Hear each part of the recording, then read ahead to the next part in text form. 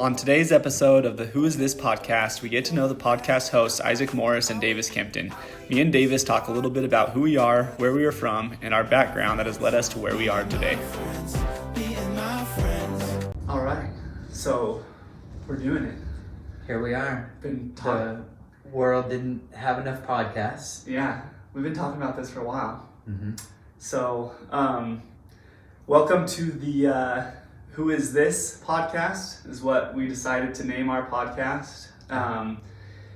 Just to revisit kind of what we're thinking of doing here is we thought it'd be a good idea to have a platform where we can talk to different people in the community to kind of just see who they are, what they do, and what they're all about. I know personally, you hear certain names a lot in the community, in a small community that, where we are located. And me personally, I'll be like, oh yeah, I've heard that name, but I don't really know exactly, what that person does or what their business is or what they're into. So we thought it'd be a good idea to kind of start this podcast and just to talk to people and get to know them and give them the opportunity to tell about themselves and what they do and what they're all about. Yeah, I think it'll be fun to just get more involvement in the community, from the community. Mm-hmm. And that's, kind of what we're all about is trying to become more involved in the community. Yeah. And I don't know about you, but this is definitely a step outside of my comfort Totally. zone. So this is literally, run number one. We had practice. We had Courtney hit record, and fortunately, we have some cool equipment that she set up for us. It's been sitting back here for over a month now because we've been putting off actually sitting down and filming it. But everybody I talk to says you just got to start doing it. Yeah. Isaac came into my office 5 minutes ago and said, "Hey, do you want to come do a podcast?" Sure. All right. Here we are. So, yeah. No practice. No. This is raw, super raw. Yeah. Yeah. I at our Champions Club meeting in January, I was talking to David Doman, and he was he does a podcast and just running ideas by talking to him and getting ideas from him. And so really since January is when I've I want to do this. All last year we talked about doing it. We got the room set up and everything, but we didn't really know exactly what we wanted to do. But after that conversation I had with David, I was like, I think that's a good idea. Let's do that. And obviously, me and you, we're in mortgages. That's what we do. But this isn't a mortgage podcast. I think there's a lot of those out there, and they definitely have their place. And I think that, for the right audience, they're extremely interesting. For me and you, they're extremely interesting. I think that a lot of people, though, it might not be their thing. So I'll say right off the bat, this podcast is not to talk about mortgages. It's really to talk about the guests that we have on here, to talk about what they do and just get to know people better. And that's why although certain mortgage topics may come up, but absolutely, yeah, and especially today because our guests number one and number two is me and you. Yeah. We'll just kind of talk about our stories and what we're all about and how we got to where we're at today. So. How did you get to where you're at today? Yeah, well, I think I'm a great number one guest for you anyway. So I, as it pertains to my career, I was working at Verizon, just doing sales, and in 2020, COVID happened. You hear when it happened, all the interest rates came down, and I was like, oh, I'll go visit my friend Isaac and see if I should refinance my house. And so I went into his office. At the time, it was on Main Street in Safford, and talked to him about doing a refinance, seeing if it would make sense for me. And I liked my job at Verizon, but I wasn't really passionate about it. And I just asked him, so how do you like your job? What do you like about your job? And he told me, and I remember you were like, are you looking for a job? And I was like, I don't know. I probably told you don't do it until you finish your refinance. Yeah. Until you finish your refinance. But But really, next thing I knew, David Vanscoy, who's our branch manager, he called me and was like, "Hey, I heard you talk to Isaac about this. I've heard some good things about you. Why don't you come in and talk to me?" So I had kind of an informal interview with him, and he offered me a job. At the time, I wasn't super sure about it, and it was in El Paso, and then so I didn't take it, and then it's probably another month or so later, he said, we've got a position here in the Gila Valley if you're interested. And I talked to my wife about it. We decided it'd be a good thing, and so we took it, and the rest is kind of history. I remember, so from my perspective of it, I remember having that conversation when you started asking me, about it. And I'm pretty sure I told you right off the bat, like, dude, you would kill it in this job. Like, you would be an extremely good loan originator. And I remember after you left, I immediately called David and I said, "Hey, we need to hire Davis." Like, I think he already knew you somewhat from Verizon anyways. Yeah. So, but no, I specifically remember calling him and say, "Hey, Davis was asking me about the job, and if, I don't know if how serious he really is about it, but if he is, like, we need to hire Davis because he'll absolutely crush it," which you have too. I mean, so you've been doing it for 3 years? Almost 4. Yeah. Almost 4 years. Yeah, started September of 2020, so 3.5 years, I guess. Yeah, and I mean, you were a top producer in year 1, weren't you? Mm-hmm. Yeah, so. I mean, not to toot my own horn, but I was right. He's killing it. So. Well, it's funny because I think about that, and I remember specifically saying, because I was probably going through some tough clients at Verizon, but I remember thinking this job would be way less stressful. I could not have been more wrong. Yeah, I mean, hopefully more rewarding, obviously. Totally. Oh, but 100 times more rewarding, but also more stressful. And it's because you deal with the biggest financial decision that people are going to make in their entire lives. And so, dude, it's such a stressful job. Like, okay, I say it's a stressful job, and I 100% mean that. But then I also like what's the alternative? Like, what else could I be doing? Right. And it's a stressful job. And okay, full disclosure, and I'll be honest with this. A lot of my job, I like to golf, mm-hmm. and it's a great way to build relationships. In Las Cruces, sure. Like, that's my best real estate agents, referral partners. I have built that relationship on the golf course with a lot of them. And so I say it's a stressful job, and like, I'll be golfing at 2:00 on a Wednesday and get mad that my phone's ringing, and I'm like, oh yeah, it is Wednesday. I can't get too mad for something.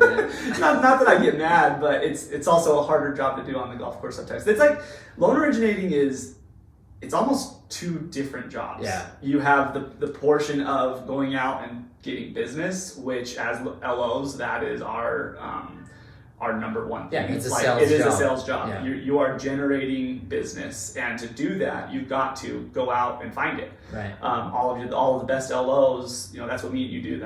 We go out and find business. It doesn't come to us. So that there's that side of the job, in which that side probably isn't. It's not the stressful side. The stressful side is once you actually have a loan and you have clients and borrowers who are humans and make mistakes and make bad decisions and do something. Don't tell you everything that they should have told you. Yeah, and so you there's hiccups and there's hurdles and different every loan we've ever done has its own unique set of circumstances, right. And so that's where the stress comes. And especially like you said, you're dealing with people's lives. Like, it's a very emotional thing. So when things don't work out, I take it personally. Like, I do everything I can to get a file through. And when it, if something happens and it doesn't work out, like that is the most stressful part, because you're dealing with someone's, their life. It can be life altering for them, right. But yeah, man. And so tell me a little bit more. Where are you from? I mean, I guess I went right into career and skipped all my personal life, which is fine. But I am from the Gila Valley. I grew up in Pima and Thatcher. Went to high school in Thatcher. Graduated from EA. Went to college in Utah. And as soon as I was done with college, I came back because I really have a special place in my heart for the Gila Valley, and that's why I decided I wanted to come back here. And when I came back, what year of school did you switch from Pima to Thatcher? Freshman.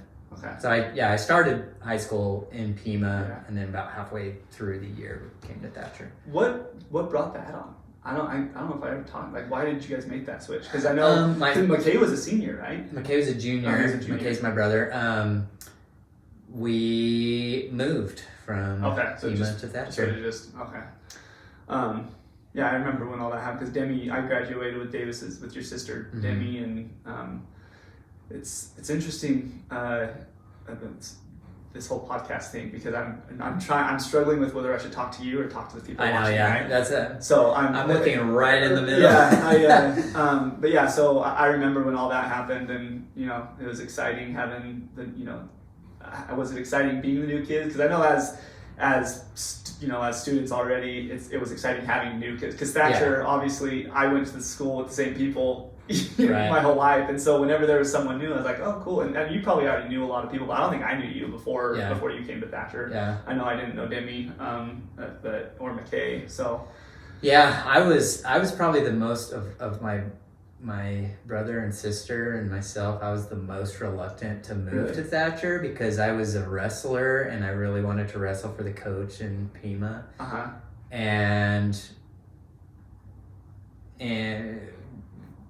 so they both started going to Thatcher school first because my mom teaches in Pima. So you stayed for a little bit. So I would go to school with her, and it was probably another 2 months before I came to Thatcher. Gotcha. But it wasn't as hard of a transition as I thought it would be. And this was 20 years ago, which is kind of crazy to say. I don't feel that old. I'm still only 18 years old in my mind. But, and my actions. Yeah. But yeah, I knew people in Thatcher and I had friends already, so it wasn't a huge adjustment for me, I don't think. Right on. And ultimately, I'm glad it happened because the friends I have from Thatcher are still some of my best friends today. Yeah, that's what's cool about being in a small town, and especially like Thatcher and Pima. I mean, like you said earlier, it does have a way of drawing you back in. I mean, I went to school at ASU, and graduated from ASU, and then lived in Tucson for a very brief amount of time. But other than that, I've been in Thatcher other than my mission. But so, and my wife's from Duncan, so it was easy to. We just wanted to be here. So it's a good place to raise a family. There's. It's almost like there's two sets of attitudes toward the Gila Valley. You got the people that can't wait to get out and the people that just love it here. I love it here. And so that's part of the reason I really love my job now is because we get a lot of people moving in to the Gila Valley, and I'm like, awesome, you're going to love this place. Yeah. And I really try to sell it. I think it sells itself, honestly. Yeah, it does make it easier to do loans here. For those types of clients that are coming, that don't have any tie to the valley at all. I mean, it's easy to talk to them about it and stuff. What was I going to say? As far as the two types of people, you either love it or you hate it. I feel like even obviously there's people that just absolutely hate it. They leave, they never come back. Right. But so me, when I was in high school, I was the type of like, I can't wait to get out of Thatcher. Not because I hated growing up here, but it was more like I want to go experience something else. But I feel like some people are like, I can't wait to leave. I hate it here. And then they leave, and then they're like, oh, Thatcher's actually pretty cool. Yeah. And they end up coming back. Thatcher and Safford and Pima. Right? Yeah, no, absolutely. The Gila Valley. We just grew up in Thatcher. Yeah. I know what you're saying. And I think that on that note, the rivalry between the two the three towns is great. It really is. The best. Especially if you're playing sports and stuff, Safford was our rival. Yeah. And I think now it's almost Pima and Thatcher maybe has a little bit more. I don't know. No, Safford and Thatcher still have that cup and stuff that they do now, which they didn't do that when we were in school. So I think that's cool.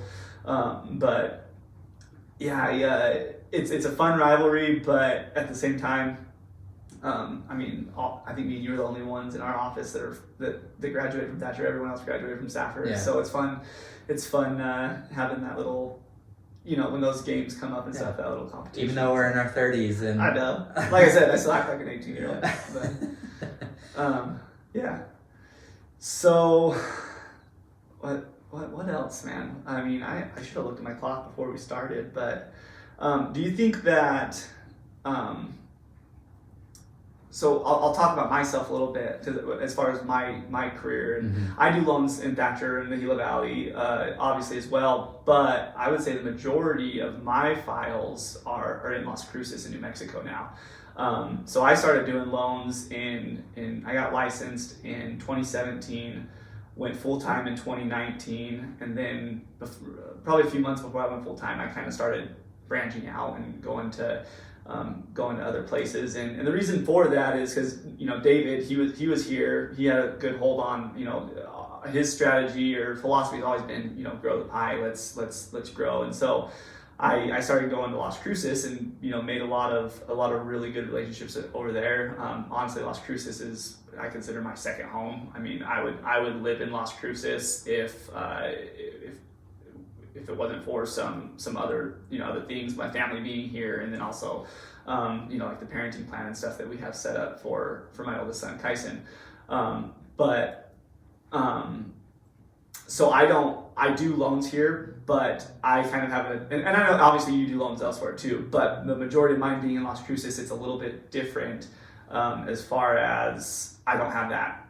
I was the outsider, I guess. When I first started doing loans there, I couldn't say that I grew up in Las Cruces, and I think that probably didn't hurt or help me. It was just a different, just a different aspect of it. And one reason why I wanted to bring up Las Cruces is because I plan on having a lot of people from Las Cruces do this podcast with us too. There's some really cool individuals there that I know have cool stories and would be interesting to hear about, kind of where they got to be where they're at, and their life journeys and stories as well. So just kind of for in the future, if you are in the Gila Valley and you know me and Davis from the Gila Valley, we'll probably have other people outside of the Gila Valley on the show as well.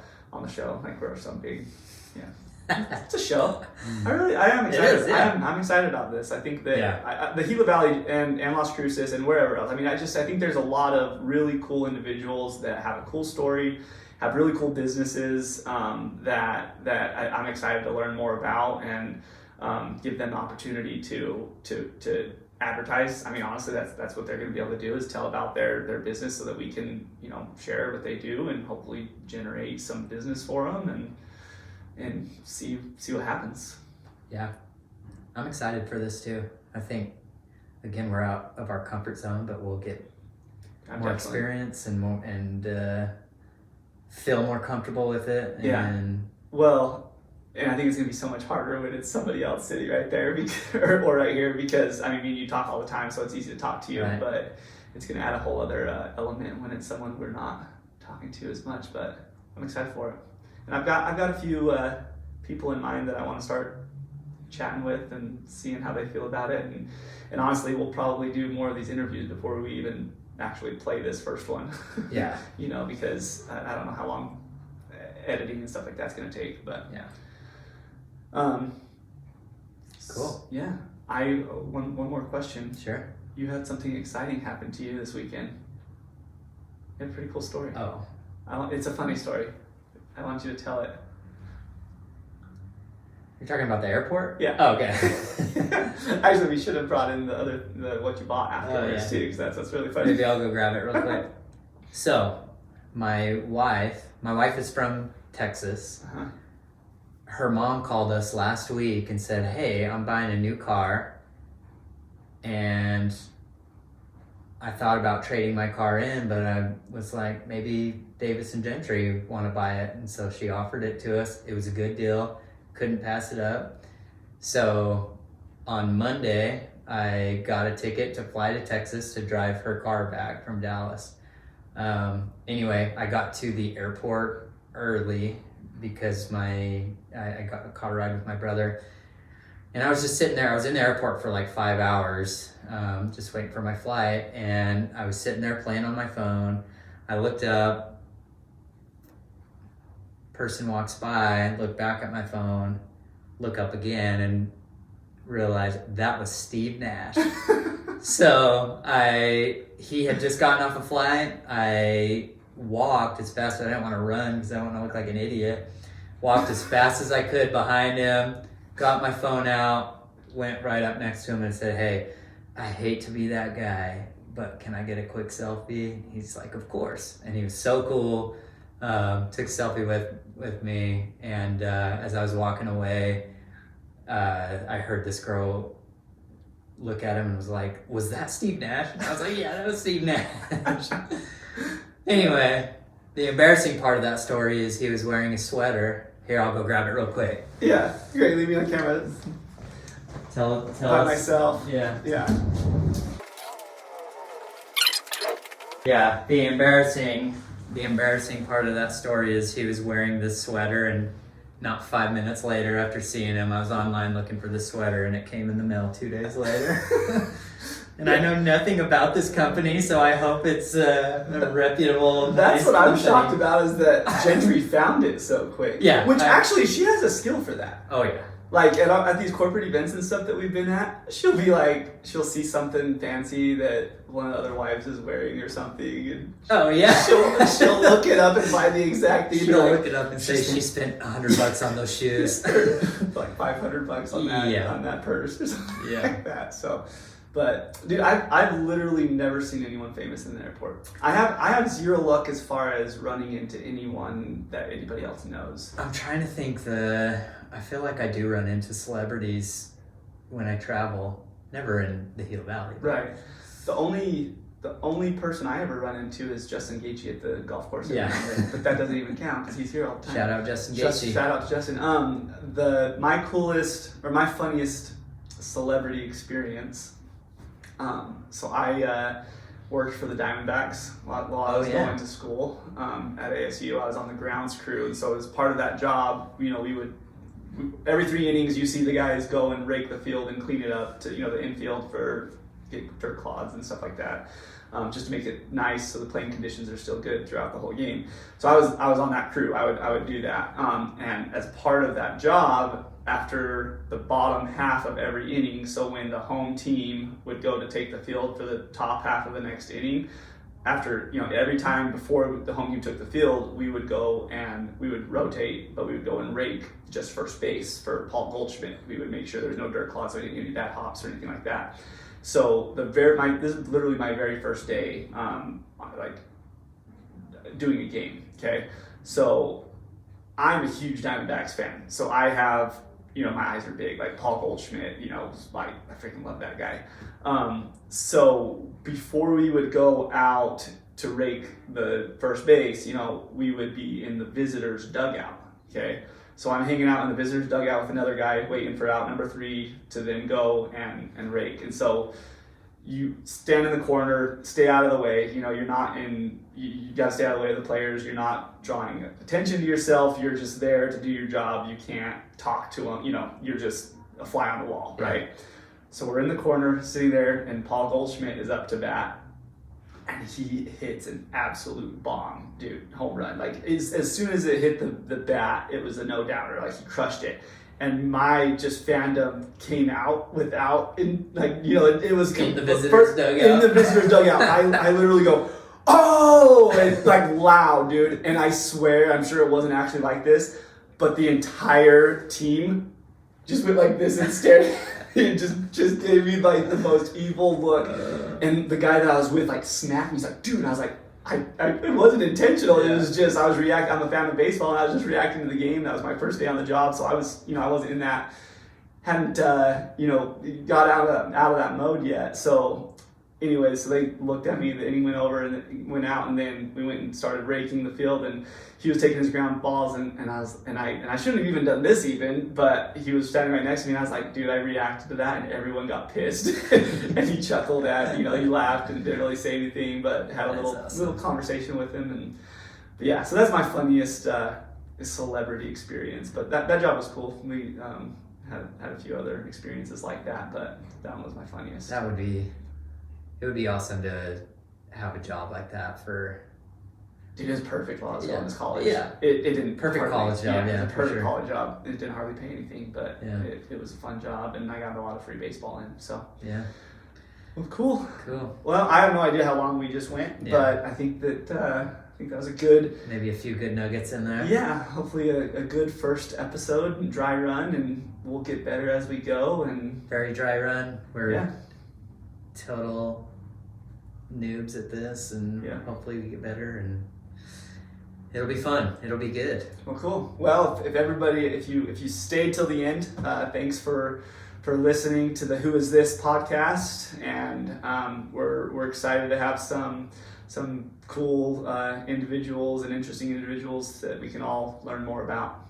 So, all right. Yeah. Thanks. We should have some cool sign off like you ever see the movie 8th Grade? No. The girl does like a little YouTube video. Her sign off is like Gucci, like Gucci.